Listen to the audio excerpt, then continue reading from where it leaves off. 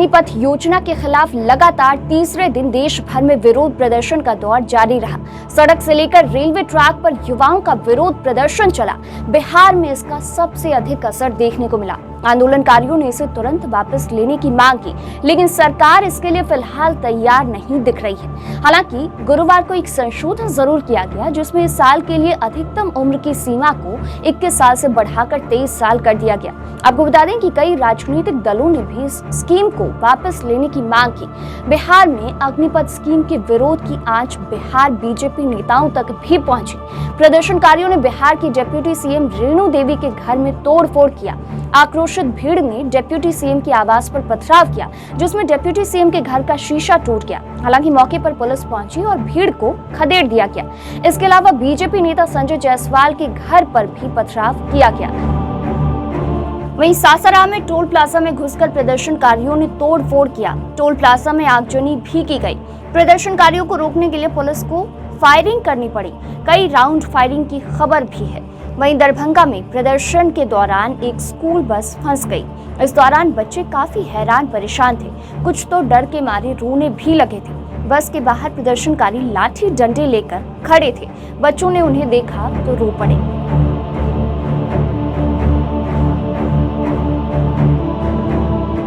Railway को देश की लाइफलाइन कहा जाता है और यही वजह है कि जब भी कोई धरना प्रदर्शन होता है तो प्रदर्शनकारी सबसे ज्यादा रेलवे को ही निशाना बनाते हैं। सरकारी संपत्ति को भारी नुकसान पहुंचाया जाता है। इस बार भी छात्रों के प्रदर्शन में सबसे ज्यादा नुकसान रेलवे को ही हुआ। प्रदर्शनकारियों ने कई ट्रेनों को आग के हवाले कर दिया। शुक्रवार को आरा के कुल्हड़िया, समस्तीपुर के मोहिउद्दीननगर, लखीसराय और दानापुर में ट्रेन फूंकी गई। ट्रेन का इंजन भी आग की चपेट में आने वाला था, लेकिन रेलवे कर्मचारियों ने वक्त रहते धक्का देकर इंजन को आग वाली बोगी से अलग कर दिया। शुक्रवार सुबह से अब तक बिहार में 5 ट्रेनें फूंकी जा चुकी है। छात्रों के इस आंदोलन से सरकारी संपत्ति को कितना नुकसान हो रहा है, इसका अंदाजा भी आप नहीं लगा सकते।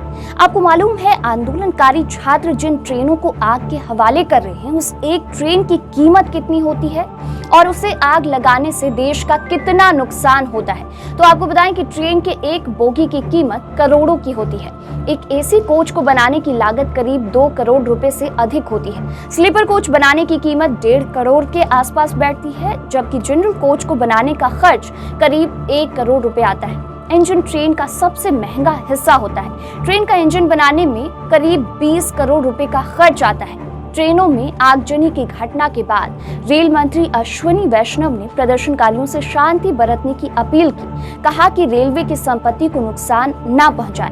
रेलवे आपकी है और राष्ट्र की संपत्ति है। इसकी पूंजी को किसी भी तरह नुकसान ना पहुंचाए। ये आपकी ही सेवा के लिए है। रेल मंत्रालय के अनुसार रेलवे के 24 अलग अलग हिस्सों में प्रदर्शन चल रहा है। साथ ही 216 ट्रेनें प्रभावित भी हुई। केंद्र सरकार द्वारा सेना में अनुबंध प्रणाली लाने वाली अग्निपथ योजना को अविलंब वापस लेने पर बिहार के छात्र युवा संगठन आइसा इनोस, रोजगार संघर्ष संयुक्त मोर्चा और सेना भर्ती जवान मोर्चा ने मोर्चा संभाल लिया है। पीएम मोदी को 72 घंटे का अल्टीमेटम दिया है। संगठन ने 18 जून को बिहार बंद और फिर भारत बंद की ओर बढ़ने का ऐलान किया है। वहीं आरजेडी ने भी 18 जून को बिहार बंद का ऐलान किया है। आपको बता दें कि अब तक 124 ट्रेनों को कैंसिल कर दिया गया है। वहीं अब 58 ट्रेनों को शॉर्ट टर्मिनेशन के तहत बीच में ही रोक दिया गया है। 60 ट्रेनों को बीच रास्ते से ही वापस लौटाया गया, जबकि 12 ट्रेन को रीशेड्यूल किया गया। पूर्व मध्य रेलवे के अनुसार 5 रेल डिवीजन में 36 जगहों पर अब तक विरोध प्रदर्शन हुआ है।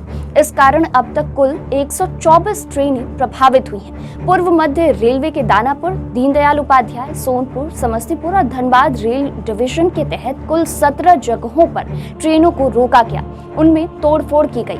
पूर्व मध्य रेलवे के CPRO के अनुसार आज के प्रदर्शन के कारण पटना से नई दिल्ली जाने वाली तेजस राजधानी एक्सप्रेस, संपूर्ण क्रांति एक्सप्रेस, इस्लामपुर नई दिल्ली मगध एक्सप्रेस, हावड़ा से पटना आने वाली जनशताब्दी एक्सप्रेस, उपासना एक्सप्रेस सहित कुल 124 ट्रेन कैंसिल हो गई।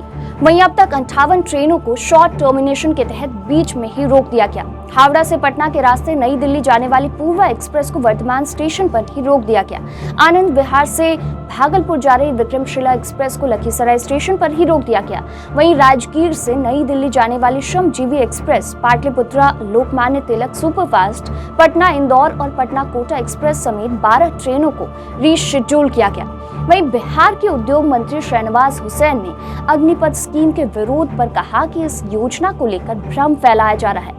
इसके जरिए कुछ लोग इन्हें हिंसा के लिए भड़का रहे हैं। अग्निपथ योजना राष्ट्रीय हित में है, इससे सेना को मजबूती मिलेगी। अग्निपथ योजना में खास बात यह है कि इसमें युवाओं को खास मौका दिया जाएगा। प्रधानमंत्री और पूरी कैबिनेट ने जो ये योजना बनाई है, इसके पहलू को समझना है। ये ऐतिहासिक निर्णय है। राष्ट्र और सेना को इससे मजबूती मिलेगी।